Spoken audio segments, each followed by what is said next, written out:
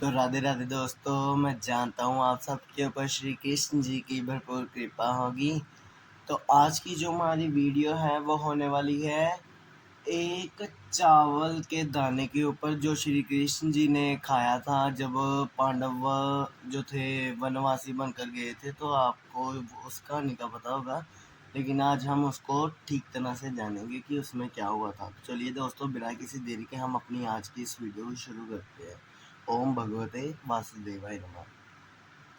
द्वापर युग में पांडव वनवासी का जीवन जी रहे थे और महाकपटी दुर्योधन हस्तिनापुर में एक राज विलासी जीवन जी रहा था।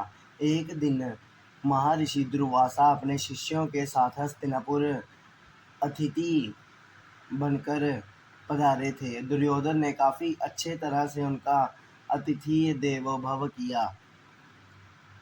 इसी पवित्र कार्य के बीच दुर्योधन ने अपने मामा शकुनी के साथ मिलकर पांडवों को परास्त करने की एक नई योजना बनाई। जब महर्षि दुर्वासा ने कहा कि हम अब भोजन करेंगे, तब दुर्योधन बोला कि ऋषियों को भोजन करना तो एक महापुण्य का कार्य है, लेकिन महर्षि दुर्वासा मैं आपसे अनुरोध करता हूँ कि इस महापुण्य को प्राप्त करने का अवसर मैं अपने बड़े भ्राता युधिष्ठिर को देना चाहता हूँ।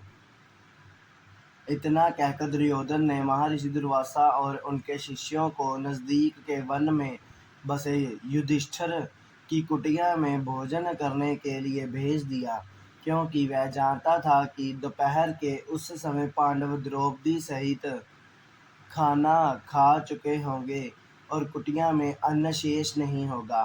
कुछ ही समय में महर्षि दुर्वासा अपने शिष्यों के साथ पांडवों की कुटिया के सामने थे। वहां युधिष्ठिर ने उनका बड़े आदर से साथ स्वागत किया।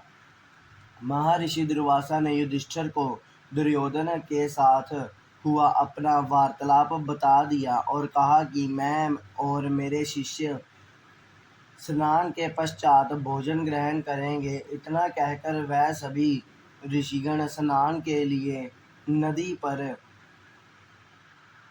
चले गए। धर्मराज युधिष्ठिर ने यह बात तुरंत जाकर द्रौपदी को बताई। द्रौपदी ने कहा, इस वक्त तो हमारे पास कुछ भी भोजन शेष नहीं है। द्रौपदी का दिल ये सोचकर घबराने लगा, अगर ऋषियों को भोजन नहीं कराया तो उन्हें महर्षि दुर्वासा के क्रोध और शाप का पात्र बनना पड़ेगा। उस कठिन घड़ी में द्रौपदी अपने मित्र सखा कृष्ण को याद कर लेगी। उसी वक्त लीलाधर कृष्ण ने द्रौपदी की कुटिया के अंदर प्रवेश किया। उन्हें देखते ही द्रौपदी उनके पास दौड़ती हुई गई और उन्हें अभिवादन करके अपनी समस्या बताने लगी। कृष्ण ने कहा, द्रौपदी, तुम्हारी समस्या को कुछ समय के लिए भूल जाओ और सबसे पहले मुझे कुछ खाने को दो। मुझे बड़ी जोरों की भूख लगी है। तब द्रौपदी ने अक्षय पात्र लाकर कृष्ण के हाथ में दिया, साथ ही अपनी समस्या भी बताई। महर्षि दुर्वासा और उनके शिष्य कुछ देर में भोजन करने के लिए आने वाले हैं, लेकिन घर में तो जरा सा भी भोजन शेष नहीं है। द्रौपदी की बात सुनकर कृष्ण मुस्कुराए और पात्र में देखने लगे। उस पात्र में चावल का सिर्फ एक दाना बचा था। वह देखकर भगवान कृष्ण बोले, ये क्या, इसमें तो बहुत खाना बचा है।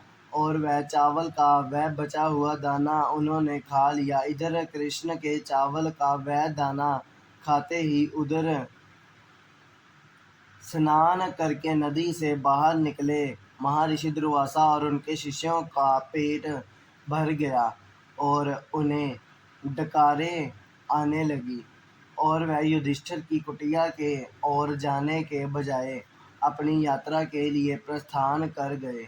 इस तरह चावल के एक दाने से ही श्री कृष्ण भगवान में ऋषियों को पेट भरकर उनके क्रोध और शाप से पांडवों की रक्षा की।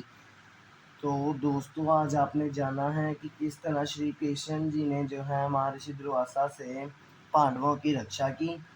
इसी का जो उदाहरण है छोटा सा बना हुआ है कि एक चावल दाना उन्होंने क्यों खाया था। जिन जिन को नहीं पता था आज मुझे भी पता लगा है कि इसका असली मेन मोटिव और अर्थ क्या है। तो दोस्तों यहीं पे हमारी आज की ये वीडियो समाप्त होती है। जिन जिन लोगों ने चैनल नहीं सब्सक्राइब किया वो ज़रूर करें और वीडियो को लाइक और शेयर ज़रूर करें। धन्यवाद दोस्तों। ओम भगवते वासुदेवाय नमः।